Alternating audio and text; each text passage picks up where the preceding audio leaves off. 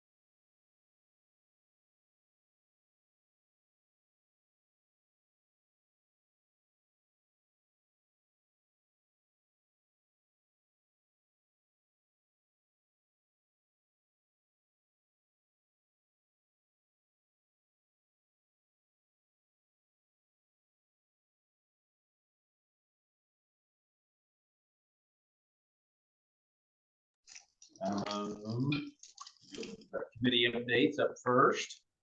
So, Angie, I think you've got the high school committee red lines. And then this, I'll see if I can pull it up. No, I don't. It's connect. Or the project. Connect. I think what is it? We'll find out. Yeah. 4460.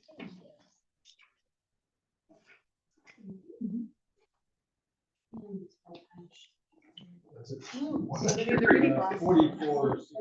Sorry. I can't see that. My glasses are. Take a note of that. 4460. I forget if it's extra copy. It's a big file. Also, think that it's a big file. All right. Well, the red line copy of, 2 copies rather, of recommendations from the high school committee really just has implementation of the recommendations, and then just a couple other things that I noticed that we might want to chat about at some point to just clean up. Trying to remember how to, okay, there we go. I forgot how to use my computer. I started with the scheduling doc, and then realized that there was a little blurb on page 23 of the negotiated agreement that mentioned what is part of the high school day. So on that one pager, the only suggested change would be adding academic intervention as one of the things that occurs within the high school day. So nothing too crazy there. The scheduling doc itself has more of those changes. Hopefully I don't have any typos on the numbers, but I'm more of a words person, so please check those. Obviously updated the it says professional day, which would be the bell schedule. Okay, yes, just making sure I have the right 7:40 to 2:40. That would be the times of the high school day. I'm just making sure professional day.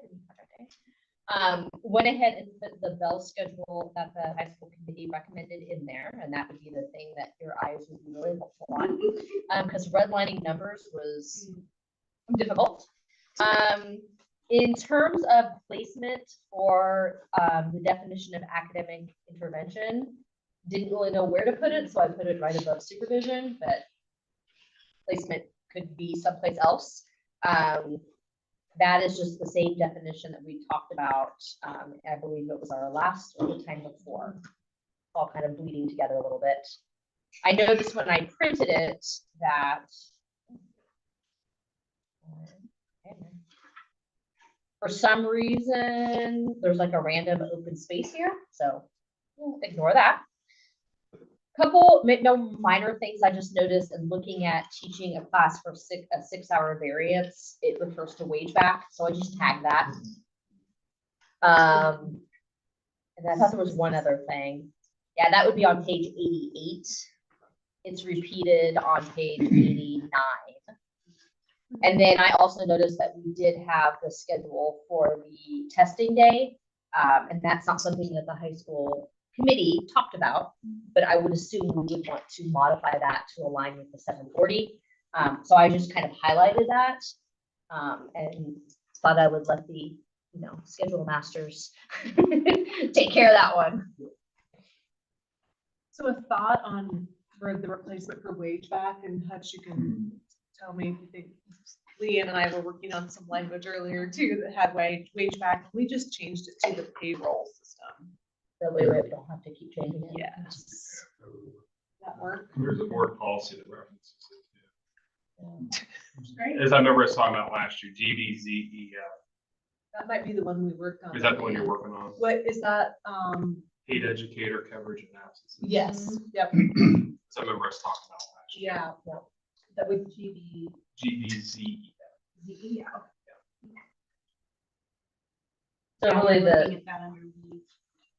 the substantial changes would be the academic intervention and the bell schedule.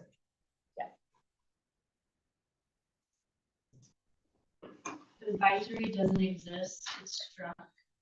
Well, I wasn't sure what to do with that. I think sometimes people use those terms interchangeably. academic intervention. In some of the buildings, they actually still call, like if they split that time up, they call it advisory, especially under. So they had AI advisory and seminar?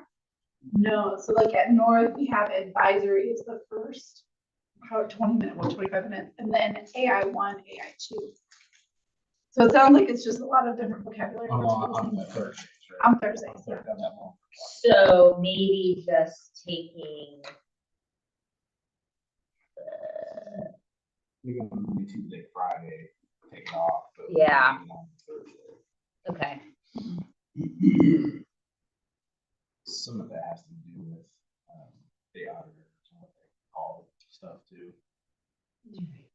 per building? What they'll What they'll recognize. recognize in minutes.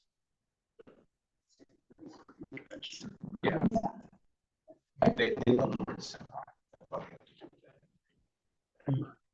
Call it something different, even though the structure is the same.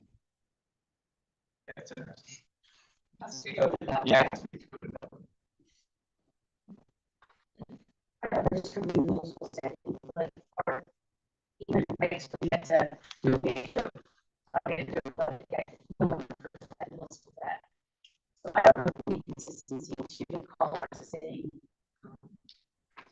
Attention, it's just confusing, like, Yeah. my middle school could not tell you, when I said, you guys know, I've been in the parentheses, not 9 and 9. And they're probably like, I don't get it, but I was like, yeah, but this, again, in middle, like you said, in elementary, you guys would just call it tier intervention, right? It's just Walk to intervention. walk to intervention. I don't know, I just think later that's something for our committee to talk about too, because it's always been deemed that, but I'm sure it's counting for minutes and it's been approved, that language extension, intervention. I feel like we're doing both. That was the seminar, and because it functions differently, for auditor minutes at the high school level, because students travel to different teachers and get help and see different teachers, so it's a totally different function, because I don't think that happens at middle school. It does. Yes, a Does little it? bit. It's CTE minutes though, and I don't know if that Oh, counts. okay. at the school level. Okay, because ours would be, they have a class, but then they may go see a teacher for a certain intervention, or they may go see a teacher for assistant help, so kind of, I don't know. It's something to CTE consider. minutes that it applies to, so it's not for student contact minutes, it's different, it's for CTE minutes and that weighted funding. So maybe just that'll help us if we need, we'll just make sure our definition, even they may look similar, we would still use that term. Yeah, Okay. I think so. Extension. Yeah. We may cause Yeah. more confusion by changing. Yeah, uh-huh, that's what I thought, Used too. to. At least it was nice to know, Yeah. yeah, Yeah. okay.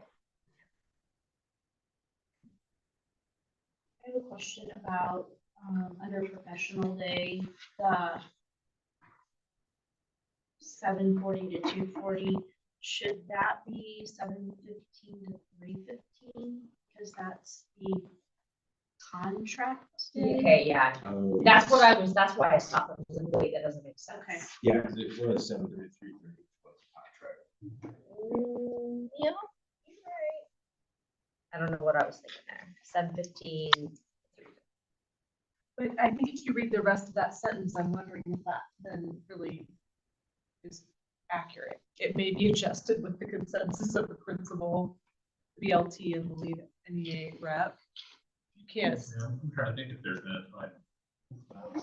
So no, sure, when have we changed contract time? Is that The just student wondered. contact day. like the contents of the So student it may be contact? the more direct have to be That's true. the student contact. But that's not the professional day, that Maybe would the be high true. school academic. And each of our scheduling documents have that section in it Mhm. with. Well, it speaks to the state standardized assessments, like those are really special occasions, so. Right, but the first one is, But typically, when we adjust the attendance day, like the students attend, we don't have to go. right. We don't adjust the contract. that. Yeah, right. So the contract days where we probably have to get together with ARs and BLT.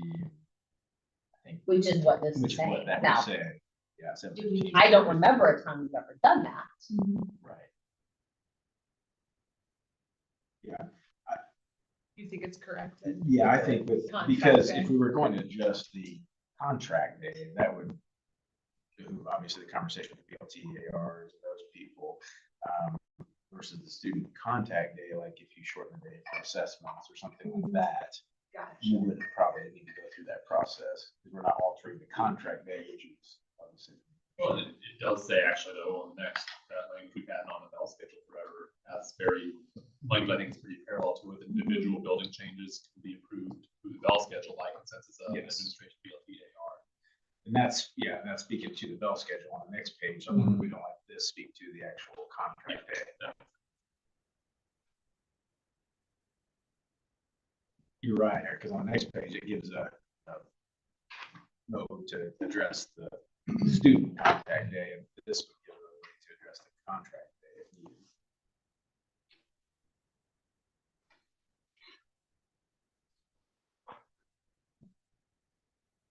I'll update that.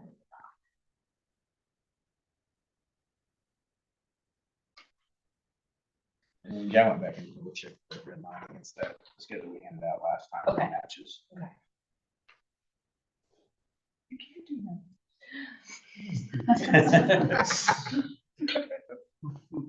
Even in red light. I was impressed with the single number red lines. I was like, what's the best way to do this? It was a little chaotic the way I approached it.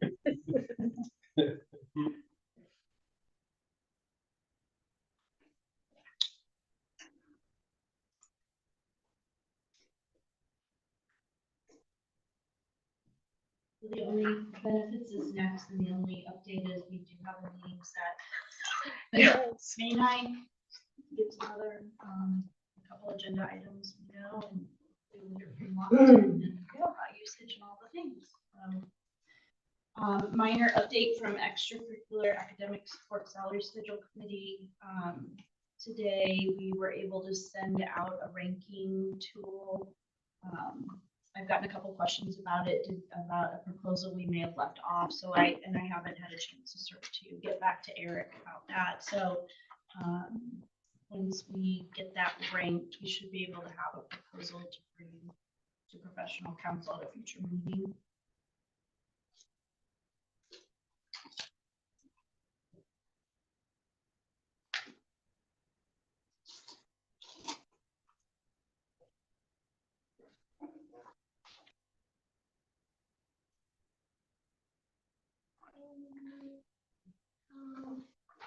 The next item on the agenda is from the elementary plan time committee.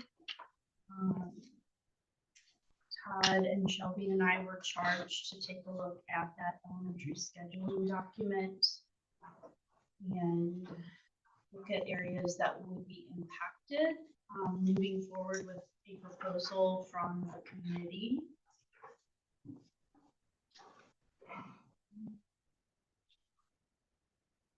And I am going to say this is the only red line document I was successful on today, and the others I'll share my failures in just a little bit. But, so in the first paragraph, and you'll see this through the entire document, we talked about anywhere where it said teachers, we would like to use the word educator. I think we've been using that in the language in our document and other places. Under professional day, so bear with me and I'll try to talk through this. We had worked on this, and then on the drive-in yesterday, I realized that we have, and I knew this, but realized that we need to address our early childhood buildings that are on different contract types. So got a little messy in here. So what I've added is under the professional day that if the program is located in a traditional elementary building, so that covers all of our ECAS programs that are in those buildings as well as elementary buildings, that professional day is 8:15 to 4:15, with each day being assigned a letter A through D. During an A through D rotation, an educator should normally have a minimum of 240 minutes for individual planning, parentheses, 300 minutes for 5 student contact day week. And Todd and Shelby and I kind of bantered around about this. We know that we want to be clear about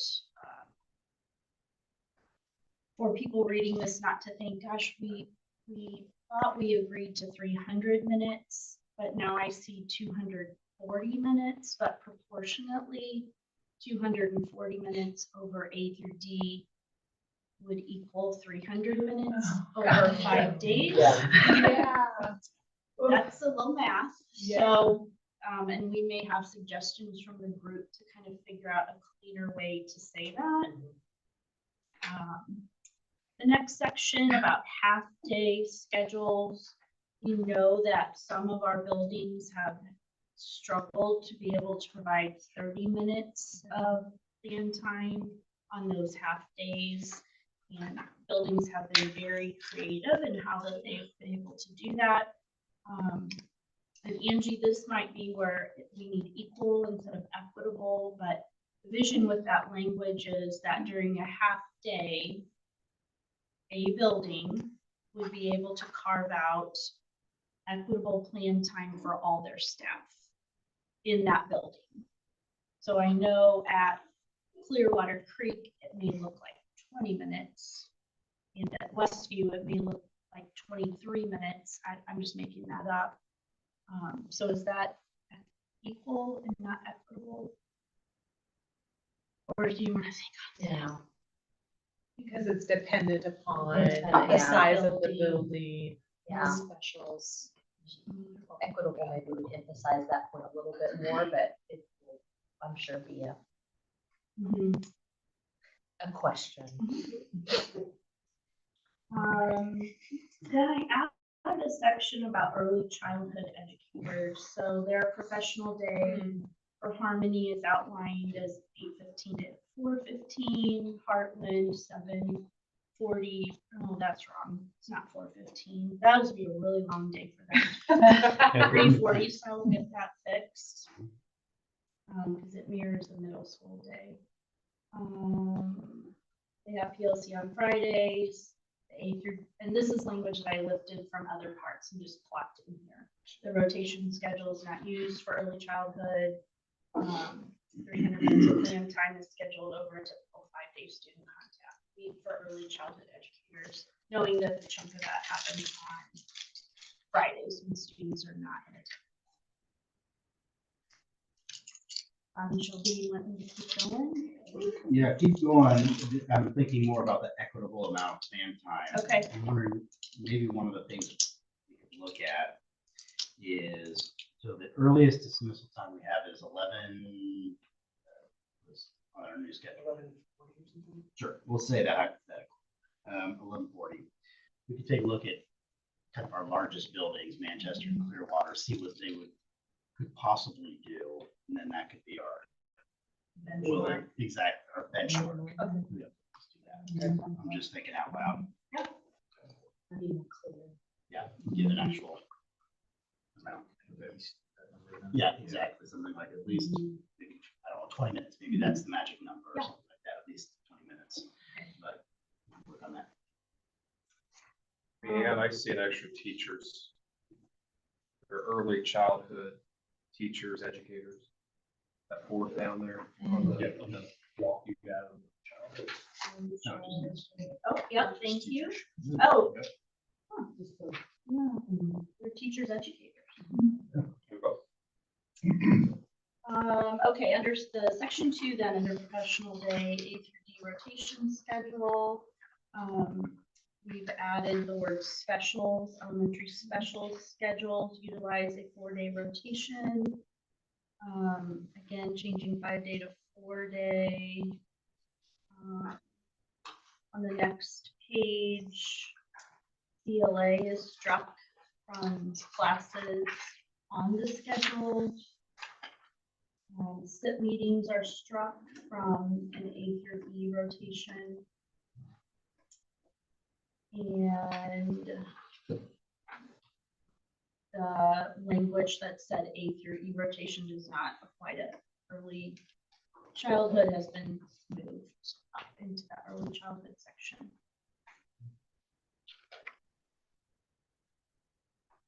under plan time, then again, it's a little messy because we have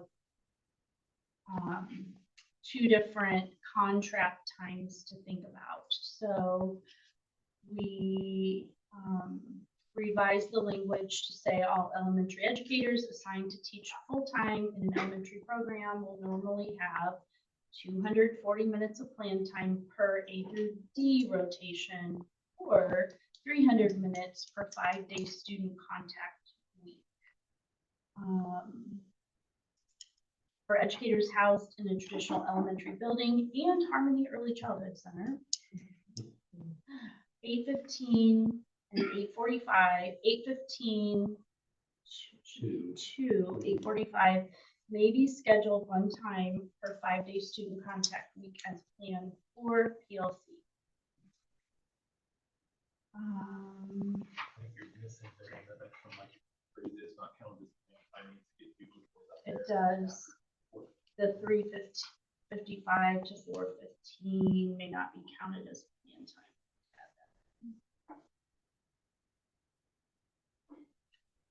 3:55 to 4:15. Mhm. Okay.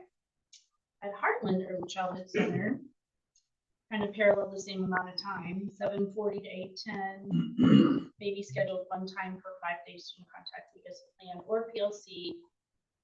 3:20 to 3:40 is not counted as plan time. That's right. So that's just our first attempt at illustrating that we need to take those different contract times into consideration.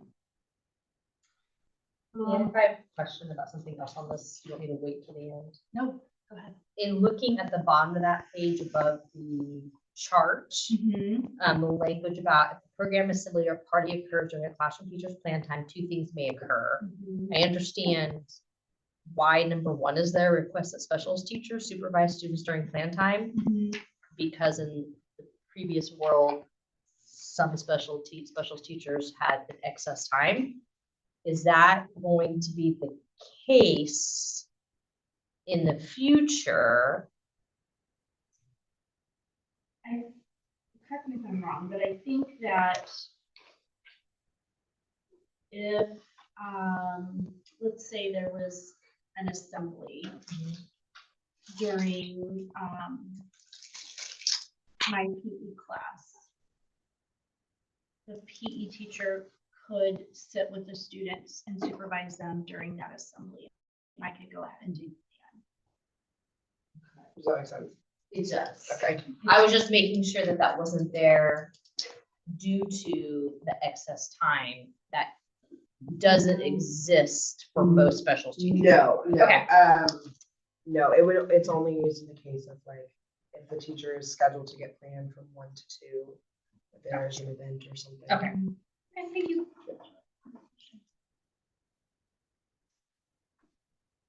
Updated the chart by removing CLA. You change those A through B on that one. Oh, yeah. I did also see in that section that Angie was asking about the word teacher, so I'll go back and look at, we can get those updated educator as well.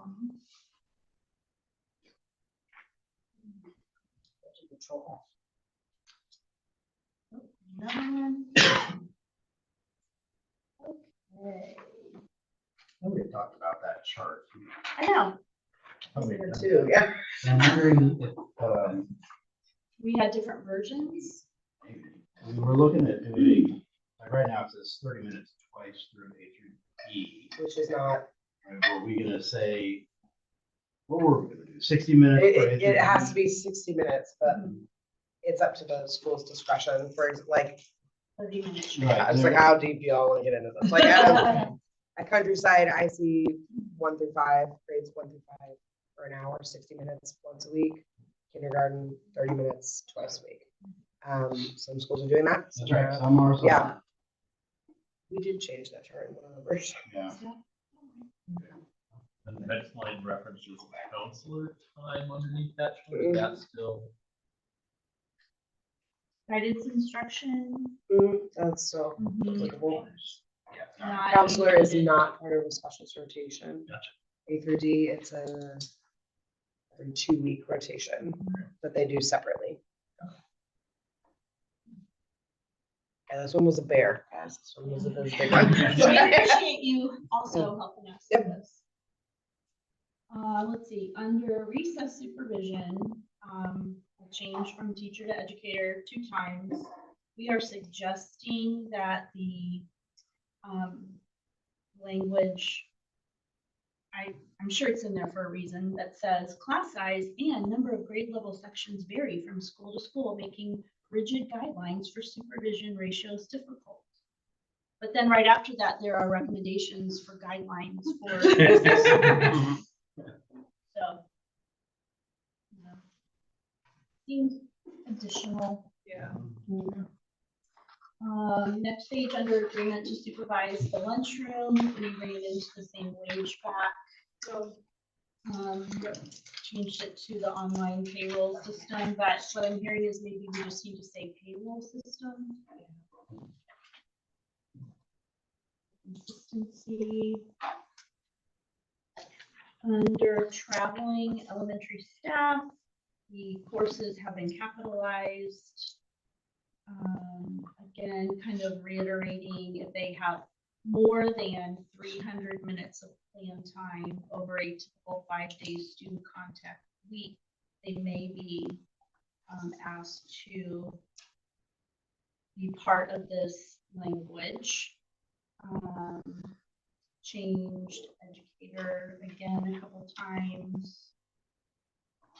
And then under specialists in schools outside of planned PLC time, duty-free lunch, again, the 300 minutes over a typical 5-day student contact week. The bullet that you see in blue was way down at the bottom of the list, and I think based on feedback from our specialists, probably, although this list is not a ranking of any type, I would agree that it probably needs to be the first thing considered as they're looking at how any additional time might be utilized in the building. And then we'd like to strike the work with staff to fully integrate technology usage. On the bottom of the list, not really happening.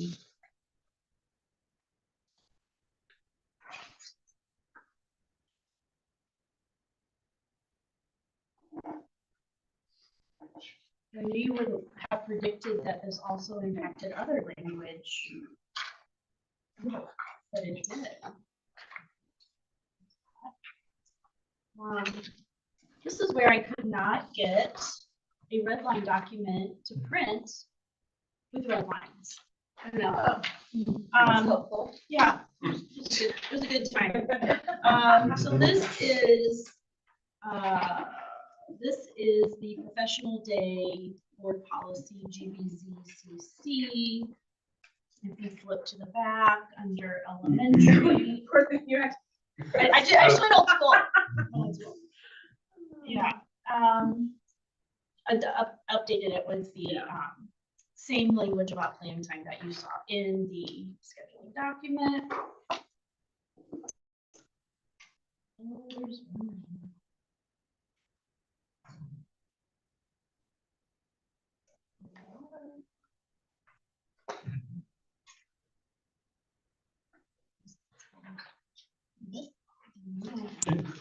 I was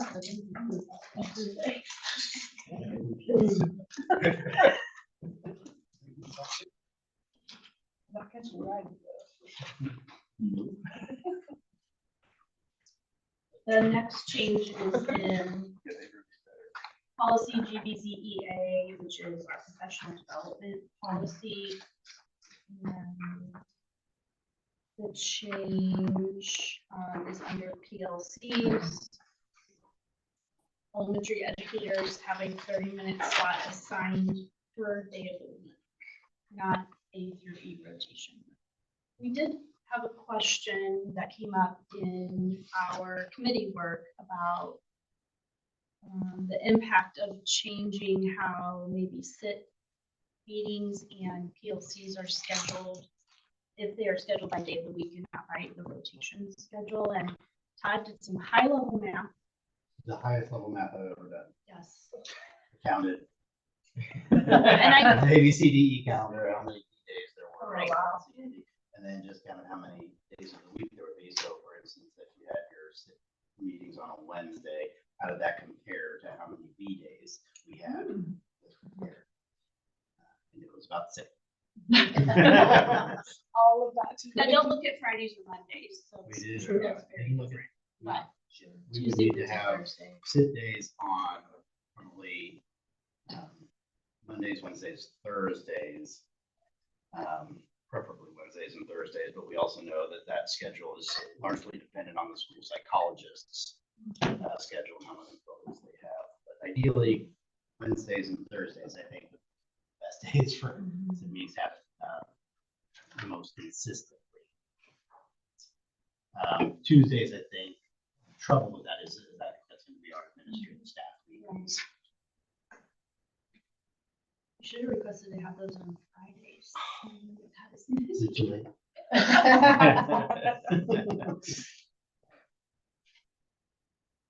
On that page, this is high school, but I'm noticing, I didn't notice the PLC on this page. It says 40 minutes. I think, if I'm thinking right, it's actually gonna be 35 next year. 7:15. School will start at 7:55 on Thursdays, Yes. so it'll be Yeah. 35 minutes. What about middle? It doesn't.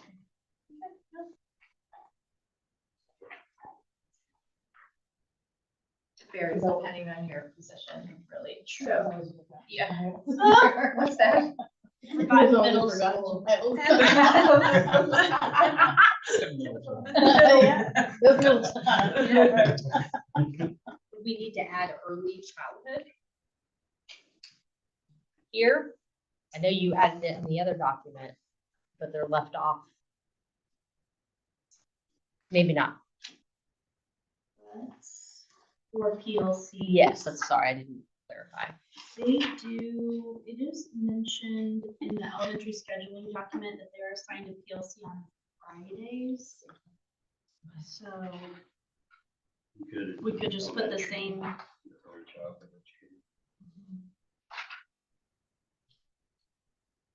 The amount is the same, right? 30 Yeah. minutes once a week. I had a question come up about traveling elementary specialists. So I reached out to Kathy, Donovan, and Joe Smith, but that was just late this afternoon, so obviously I have no idea what the answer is, but I know that previously, when we partnered up our large schools and our smaller schools to figure out who is traveling to support whom, that was done over an A through E rotation, and that's how the sections were counted. Are we counting sections now on an A through D rotation? Because in essence, they're picking up those 5th day classes and they're being embedded in over those 4 days. So I don't know, and I don't know if that will impact the number of schools that need support. More math. Number of sections has typically just been how many sections you have. Like how many kindergarten, first, second, third, fourth, fifth grade. Right. total. And then with special consideration of maybe certain specialized programs, like even special Yeah. education programs as well, counting as 5. So is your question that with the A through D rotation, knowing that there would be 11 additional classes throughout the course of the year, how would that potentially impact? Per week.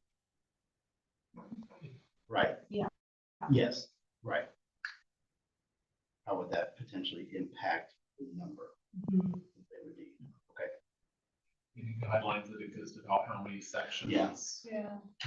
Tell you what you need to write elementary building, and all those would probably need to be visited. Well, I think- Divided by 4. I think Dr. Harrison and Dr. Smith already done all of that. This is dangerous, I'm going off memory. I feel like it was when they got to 21 That's, sections. I think so, but was that over like the old model of the A through E? Or now we're looking at they're teaching, I guess, I don't know how to explain this. Well, there's 60 a- minutes every 4 days is more than 60 minutes every 5 days. There we go. Yeah. Right, so just making sure that Right. that denominator. Yeah. Yeah. Yeah. Increase of 20%. So we can check this. okay.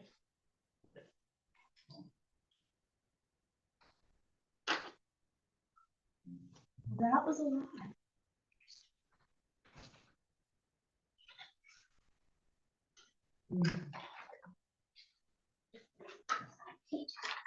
Guys, Yeah, very good. I think we had some fun Zoom, series of fun.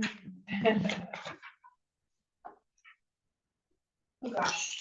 We'll leave more policy language to look at the next item. Michelle, you want to take part of this, then hand it off. And yeah, so we took a look at paid time off. There you go. I'll see if my teams will work now, Liam. Yeah, if not, I can turn it forward.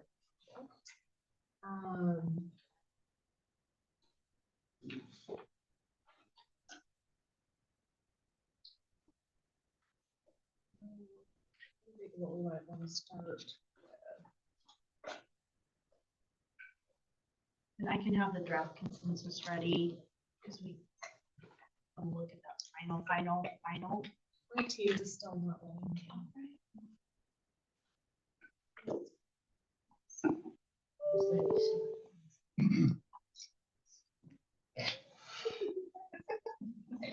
Put all the track.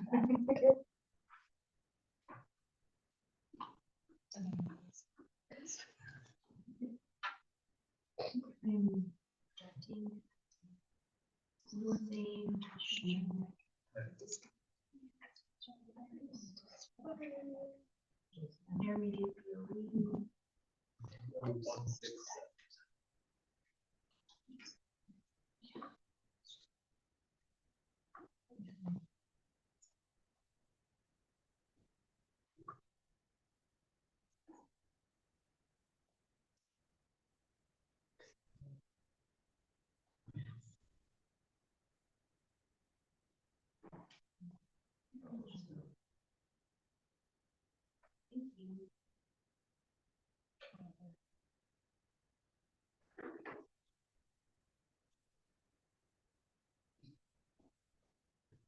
Let's do that again now.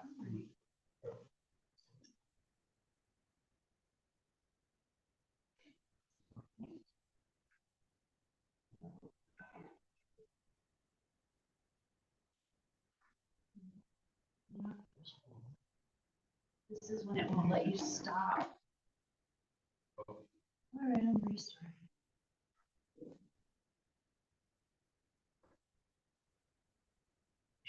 Let's play a game. Let's play a game. How many policies do you think had to be adjusted based on the leave policy changing?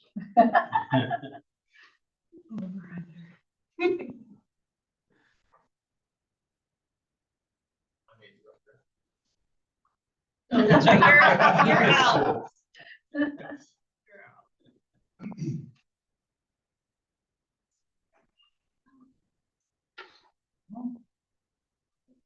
Is it in one of the folders? Yeah, and then the shared folder, right? It's in our teams. Well, we could do the draft consensus if you can get that one pulled up, and I'll work on getting the teams for that. Under PTO. PTO.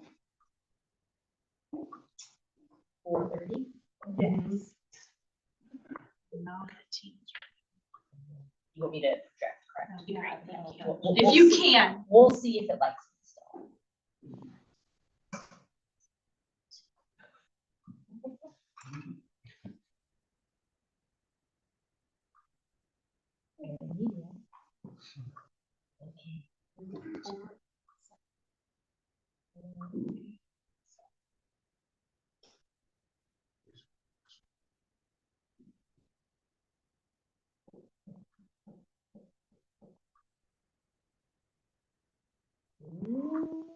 No change. That's not a good sign. Make sure I restart.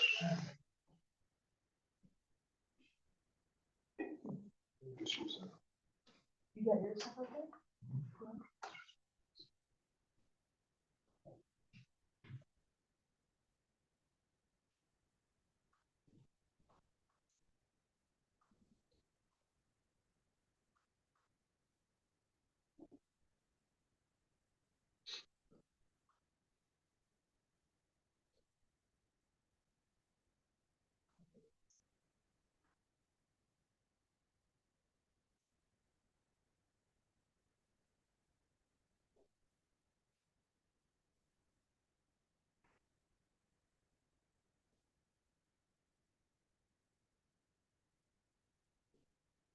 Want me to try again, or? Sure.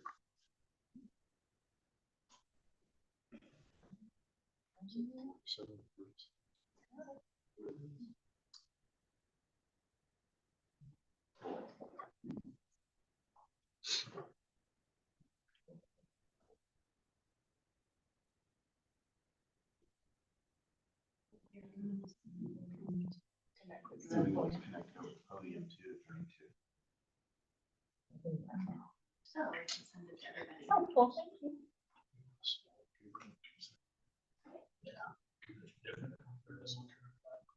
Yeah, it's like a whole folder with all the additional. It's not asking for the pin, so I think it's done.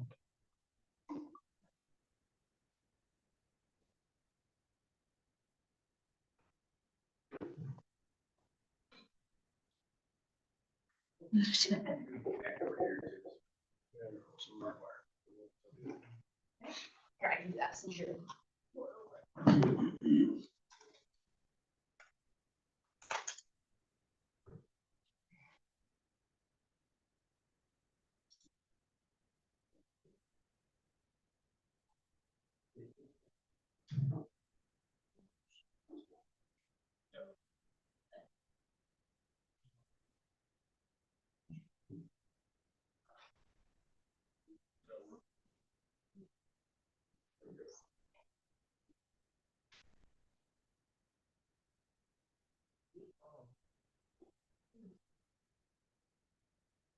So this is the work policy language that we had worked on previously and made the updates to reflect the PTO changes. And then, Leanne, you'll have to like jog my memory. I think the only change that we made on this was the addition of the workers' compensation leave. It wasn't on the last draft.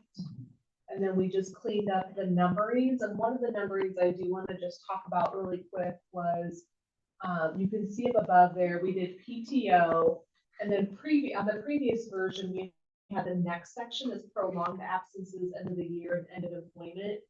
But as Leanne and I were kind of sifting through this, we felt like that really wasn't a separate section, because that all refers back to PTO and what happens to PTO at the end of the year. So then we just adjusted the section numberings. So then the next section is about the accumulated illness bereavement leave. And then you can see it trickle down from there. We thought it made the most sense to put workers' comp just right above the other acute absence. I don't think we made any changes. This is all the same as what we had talked about last time, and that was just getting that uniformity and using accumulated leave.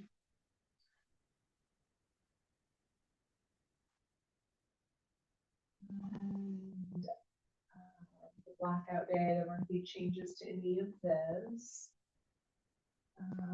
We had made any changes to these either. And this was that section regarding happens at the end of the year, the end of employment. And then as we talked about last time, we had added this whole section here, number, I think it's number 2 actually, or 3. The accumulated illness bereavement leave, because we did not have that included before, so we wanted to be sure that the definition and all of that was still included.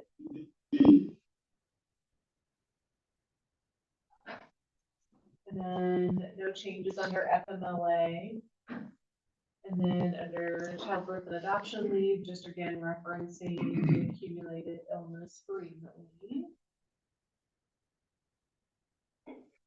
That can be used for those purposes. If we had any changes on non-FMLA.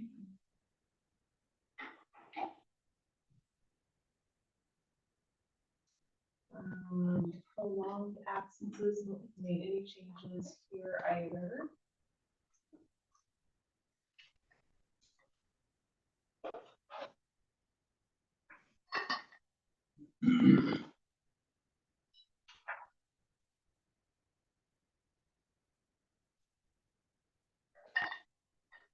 And then there's the workers' compensation piece that we added, referring people to that board policy.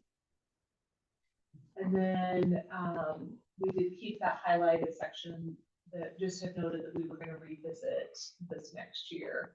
And then we took out those references, those were reminders that I needed. So that was all we changed since our last conversation on the leave policy.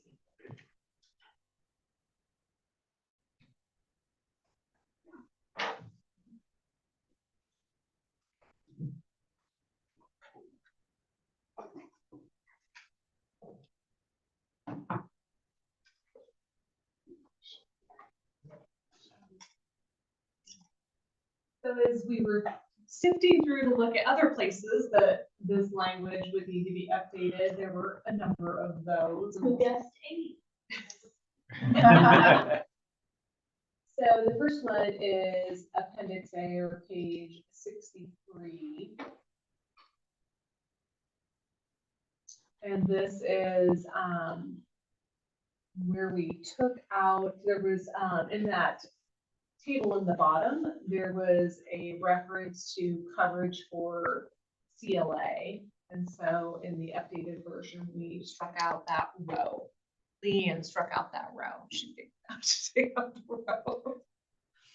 I think that was the only change on this appendix. Is that right, Leanne? Yeah.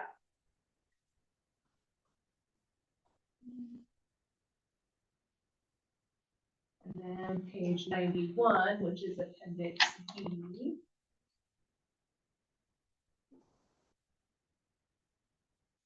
I think this was down in the language below this table, if I'm remembering correctly, where it talks about attendance for professional learning days. Paid time off is available for use on scheduled professional development days at a 2-for-1 deduction.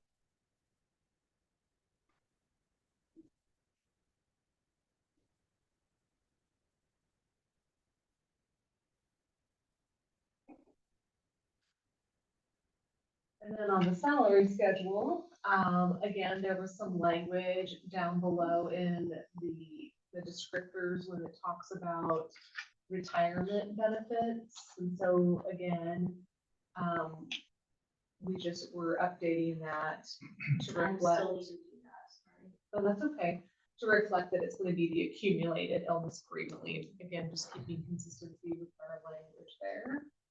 And then we also did something with the leave policies, correct, Diane? So we were going to update this as well so that it would say leave policies. The district offers a generous leave policy, including paid time off, illness bereavement days, not charged to leave balance, birth adoption of a grandchild leave, and then take out the personal business leave.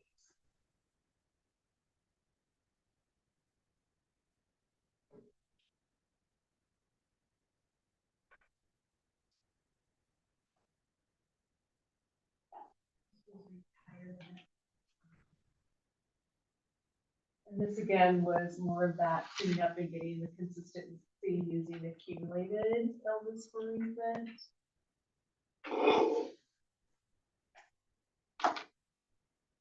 That really was throughout that policy.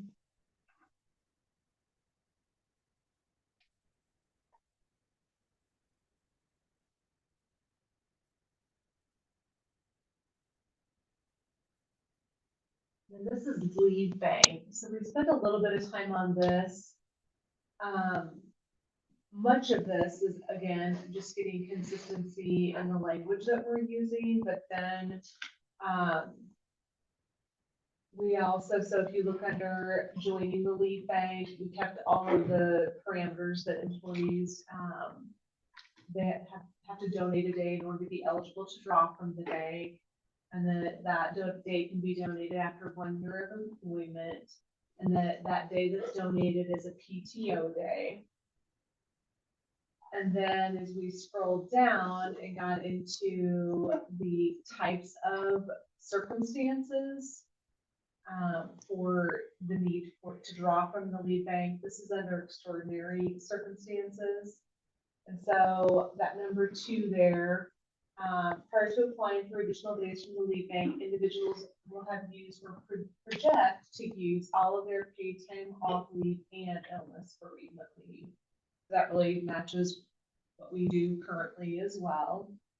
And then this number 3, we did a little bit of work on, and Dr. Donovan came and helped us as well, because we were having difficulty understanding the language as it was worded before. And it sounds like this language maybe got updated at some point, and there's been kind of a continual confusion about what it really meant.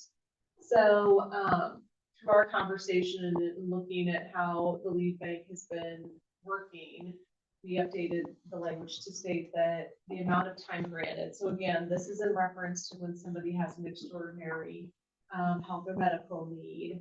The lead bank committee may grant days to an employee in excess of, they may not grant, days to an employee in excess of their total number of contracted days per year, period.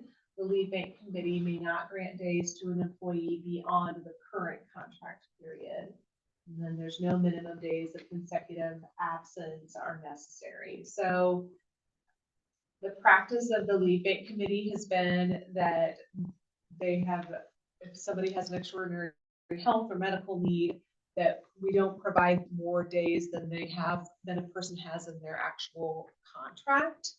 And we also don't provide days leaping from one contract to another. So if somebody came forward with a lead bank request right now for the remainder of this year, and then they said, I want to go ahead and request 40 days for next year, we make them reapply at the time of that new contract. So the language before said that the lead bank may not grant days to an employee in excess of the total illness bereavement days allowed by policy for the employee. And we couldn't quite figure out what policy that was referring to. And so in having further conversation with Dr. Donovan, who's been working with the lead bank for some time, is when she shared that this has been a point of confusion for a while.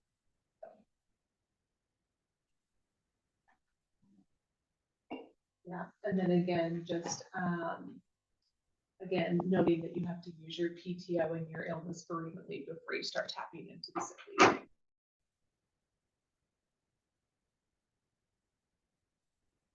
And then the next one is professional development. That policy also needed a little bit of updating as well. This one was pretty minor though.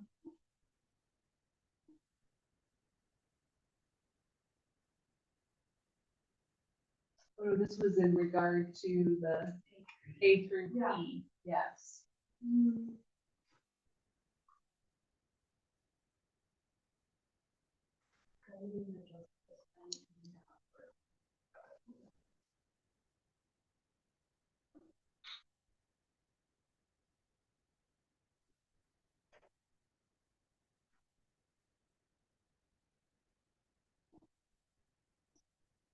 Great educator coverage.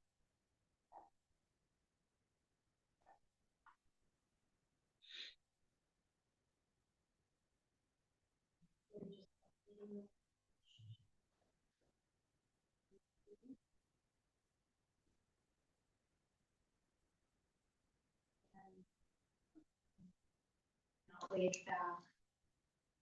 Adding payroll. system.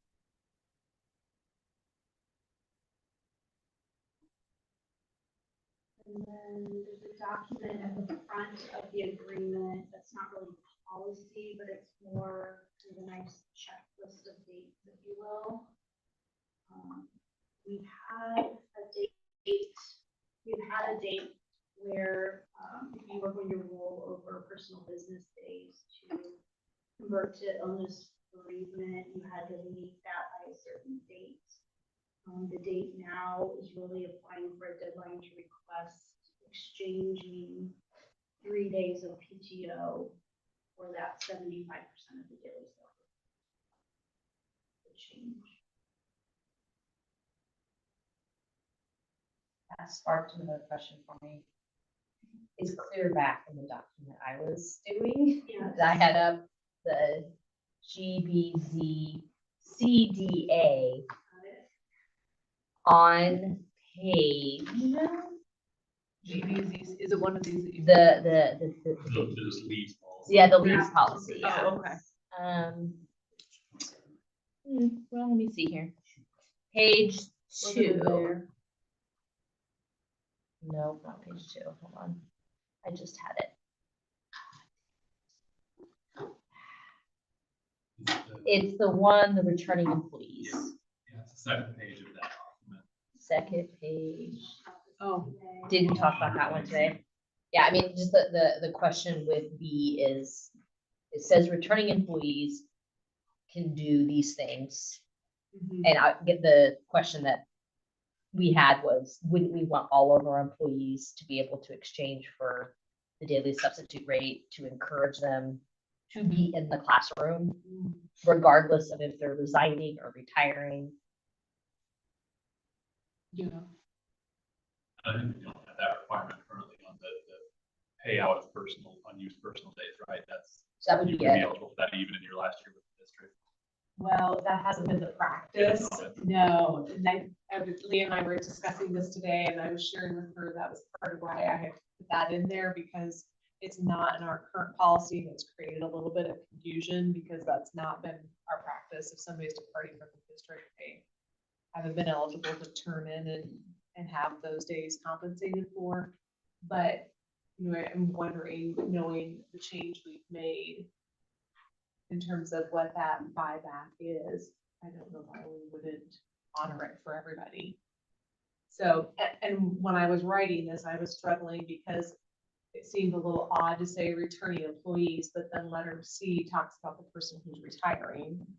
So they're Okay. obviously not a returning employee, so it probably would make more sense for us to just say, Returning employees may do these. yeah, All employees. just may do these. employees with paid time off remaining at the end of each contract year may. I guess my follow-up to the follow-up is, do we need to look at the deadlines then to make sure that it does apply to a retiring employee? We aren't messing them up in terms of papers by letting them request a payment on June 30, that may take a little longer, right? Well, I think this though would apply for them, which is the letter C and not letter A. But couldn't they have an excess? Well, only if they've gotten to 425 days that they've got stacked up. You know what I mean? Unlikely, but possible. Right, right. And you have Yes. to notify papers of retirement. I feel like you should know this.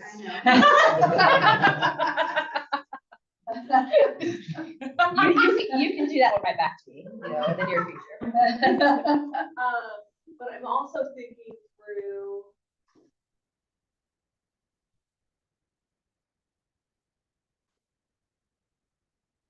So it really would just be in the situation where the person has more than the 425-day maximum. And they're wanting to be paid for not using 3 of their days. Or somebody resigning. But Sure. we want them Yeah, to be in the They don't classroom. have the capers question. though, that's the- Right. If Oh, I June- see, I If see, I June see. 30's I too got far out. Yeah. And the hard part with that is like, you know, Lee and I were also discussing, school has to be out in order to know how many days somebody actually has it used.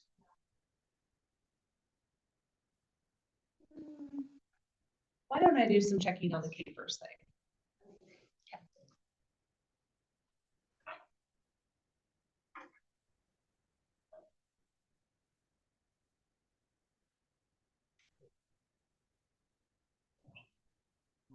I don't believe. We don't When wanna I when I say all, I mean We don't all want to eight. say it out loud. I find 5 others.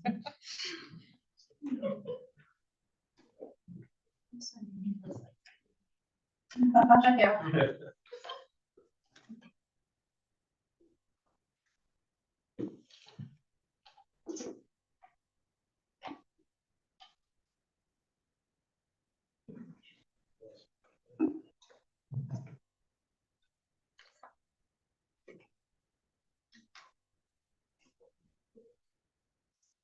I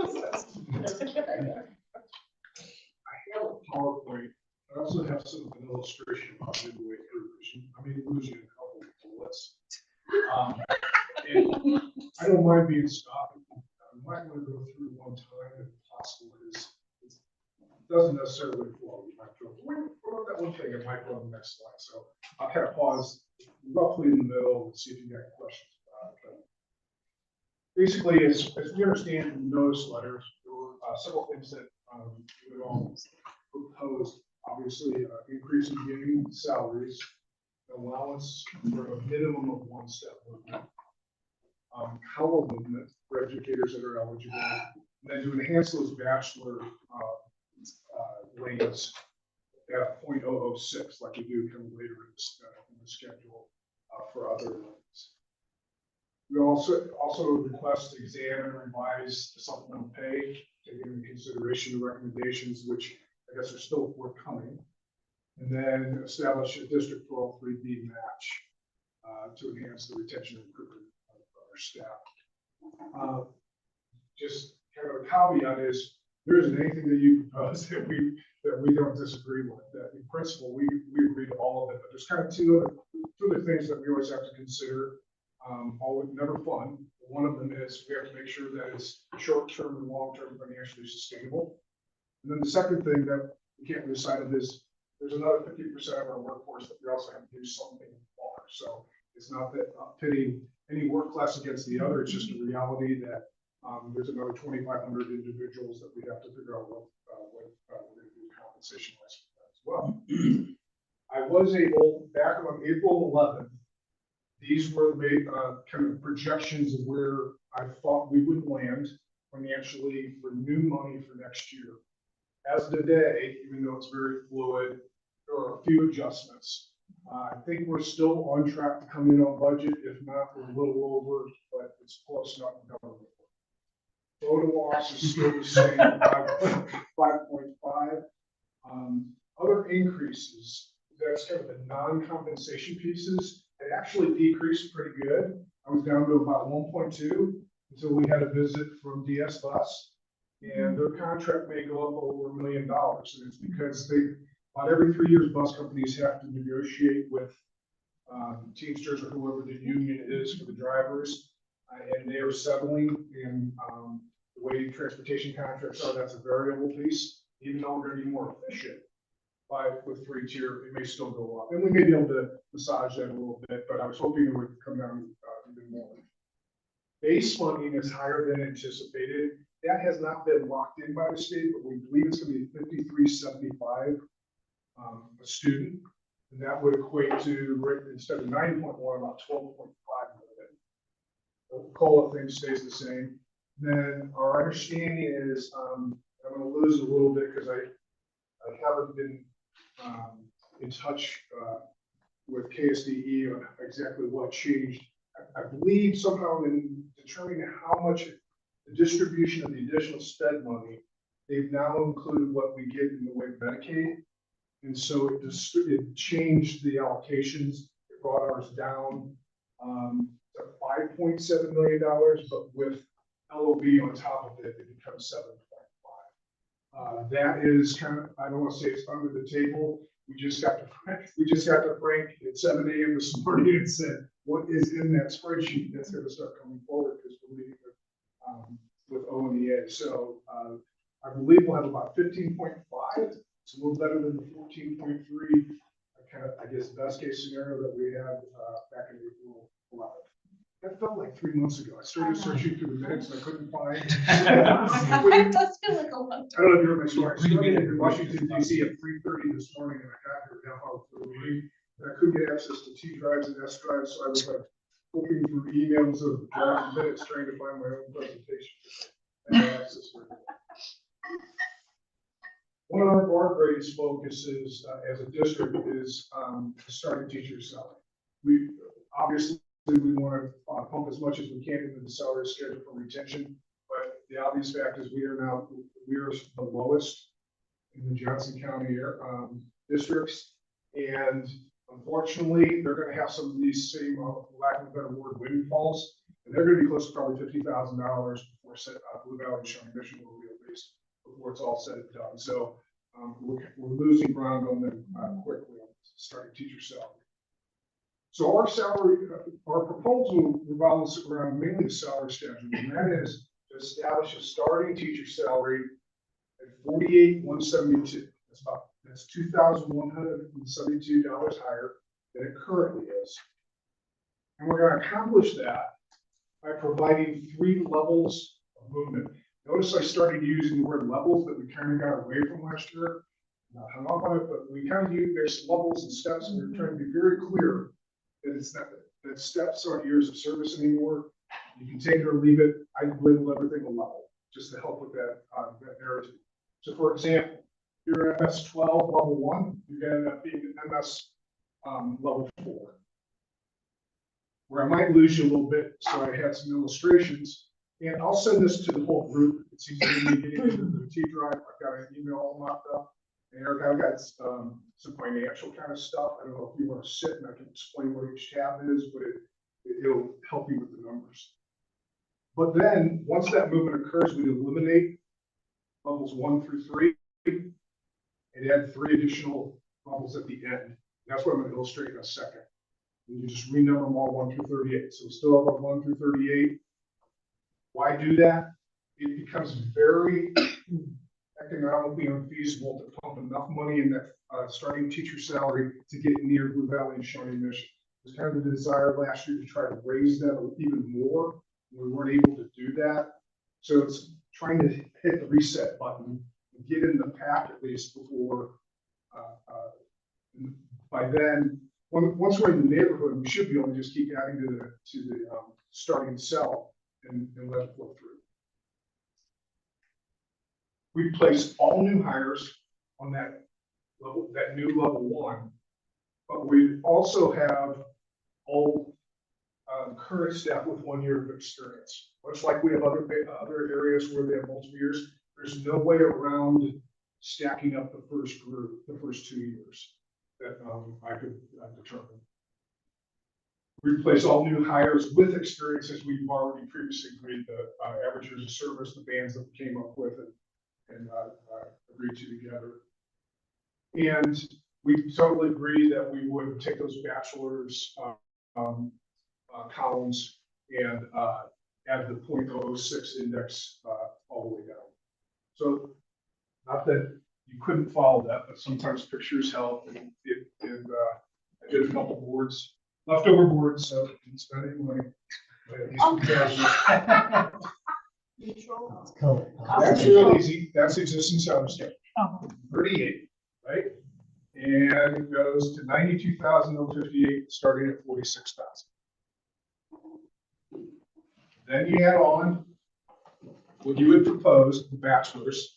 Each one of these just goes ahead, multiplies by that 0.006, just and comes down and fills out the schedule. Then the next piece is what I'm talking about, the elimination and adding.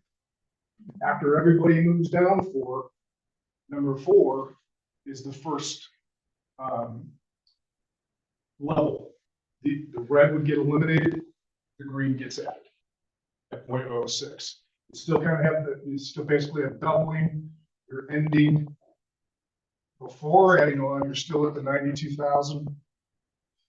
And then in the end, you just have a clean salary schedule that's renumbered. It's just, it's 4 through, what would that be, 41 becomes 1 through 38. That's the new schedule. Eric, I'll be real transparent. Bachelor 6, let's see, BS 12, BS 24, and all other, they move up 3.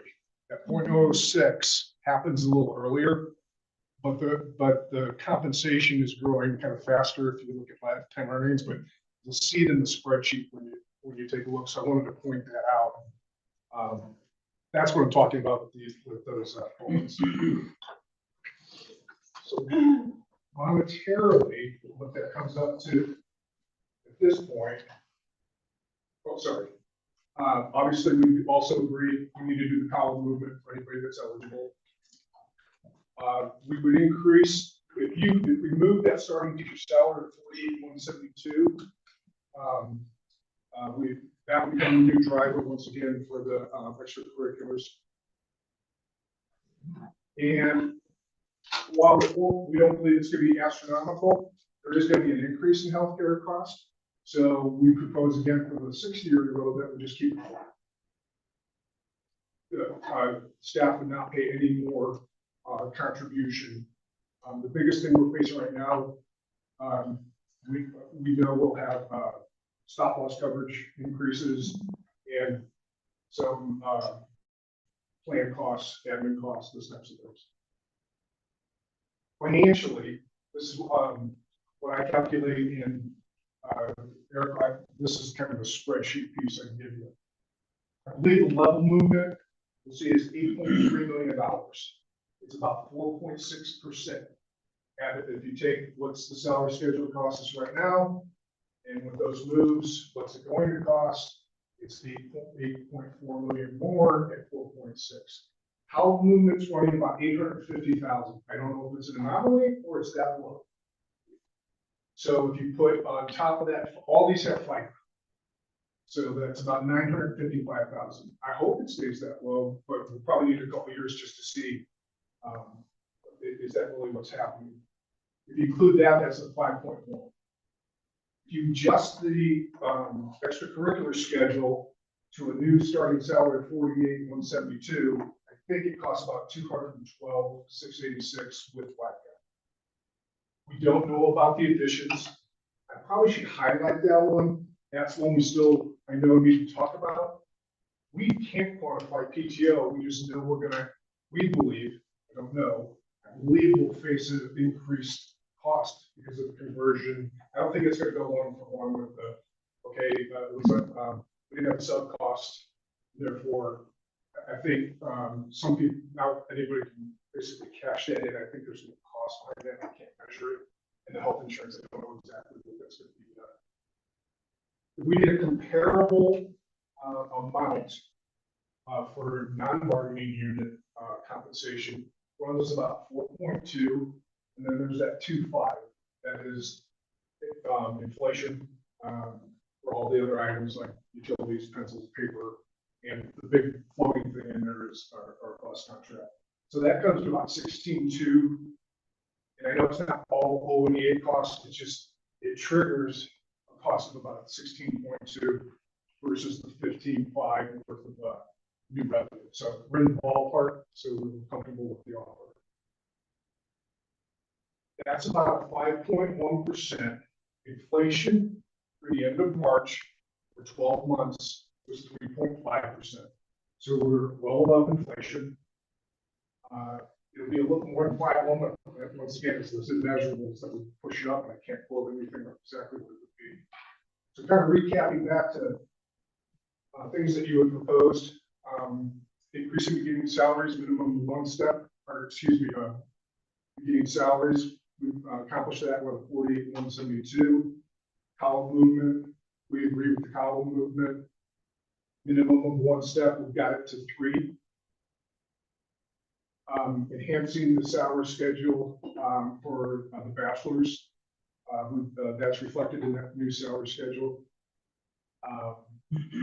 Examine and revise the supplemental pay. We've revised it thus far just for the new base, and then we have to talk about what the committee's bringing forward in the way additions. The only thing we did not include in the proposal is the 403B. We just focused, because we gotta get that teacher salary up, we wanted to put everything we could in there, and thought it was a three level movement helps a lot for somebody to maybe put a little aside and on their lifetime earnings to get the quicker. We'd be open if you want to carve something out and say, well, let's not go as far and put that money in the 403B. We can still talk about that. As far as we wanted to insert all the dollars we had available strictly to the schedule as much as possible. And once again, hold the health insurance premium the same for employees. And that was it. I have to go back to anything. Basically a 3-level movement. I know you'll have to get your head around a little bit what's the impact. The biggest impact I believe is those 0.006 is where they fall in this schedule. Can you go back and talk about the part about placement of new hires and Sure. year ones? Sure. If we have, let me do the more spread. It's a little easier to understand.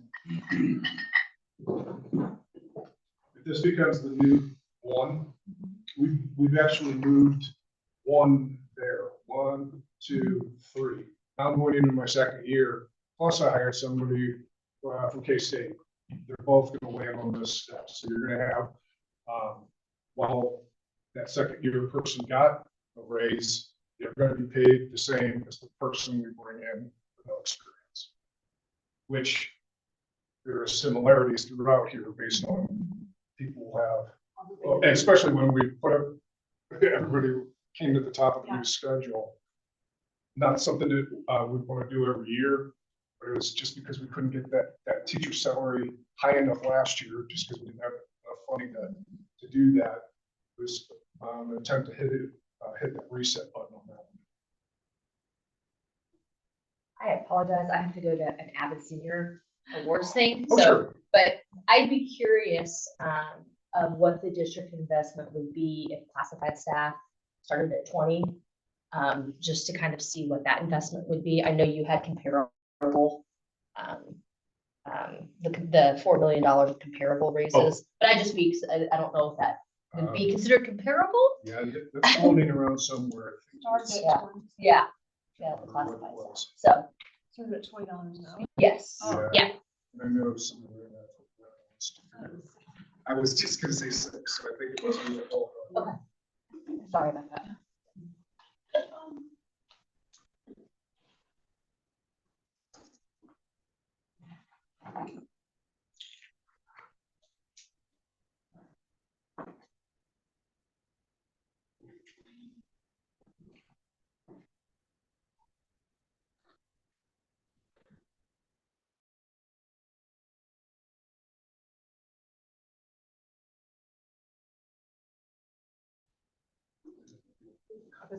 Yeah. Yeah, let me sit, I'll sit all the talk right now, I gotta stack up.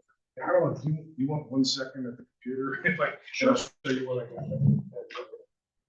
I just, real quick. Okay. We like this one. Oh, okay. Here. Good choice.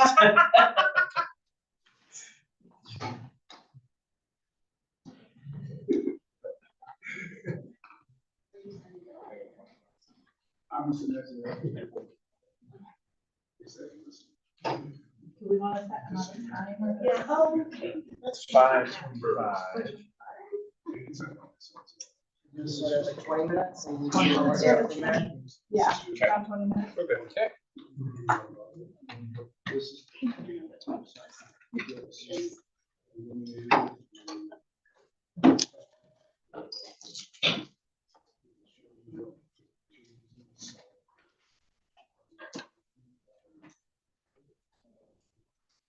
opportunity for civic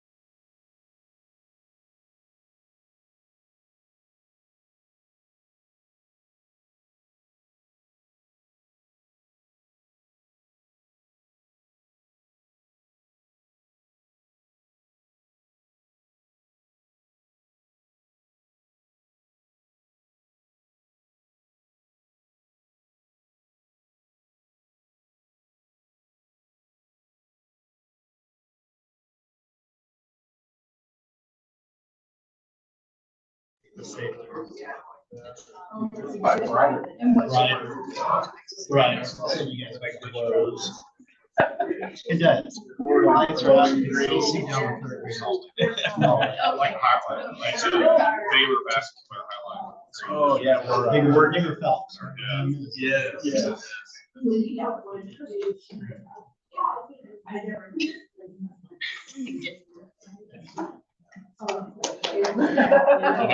Oh, yeah.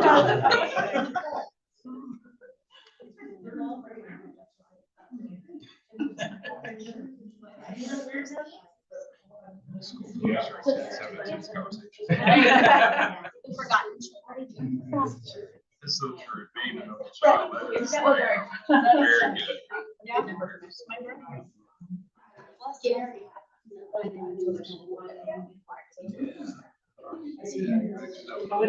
All right, well, thank you for giving us the elongated time to discuss. I think we really appreciate the presentation and the work. We're still trying to wrap our head around the model. So we do want to come back on the 6th. And we can nail down any of the other language, and hopefully if we have any questions between now and then, can we go ahead and reach out with those? And then, be ready for the 6th. Figure anything out on there? Okay. Anything else from the group? Everybody get home safe. Yeah. So we're Monday next week? Oh my gosh. Monday, yes. Monday, May 6th. Yep. And here. Yeah, In here. here. Yep. In here, not there. Okay. All right. Good luck. Probably. Oh, no. The state's- Garden City. Yeah. I have nothing nice to say. It is a- Then we have another- Yes, it is. Nice stuff. Hope the wind is blowing in the opposite We're gonna- direction. Well, it's just a matter of which kind of smell. It's not that you don't get smell.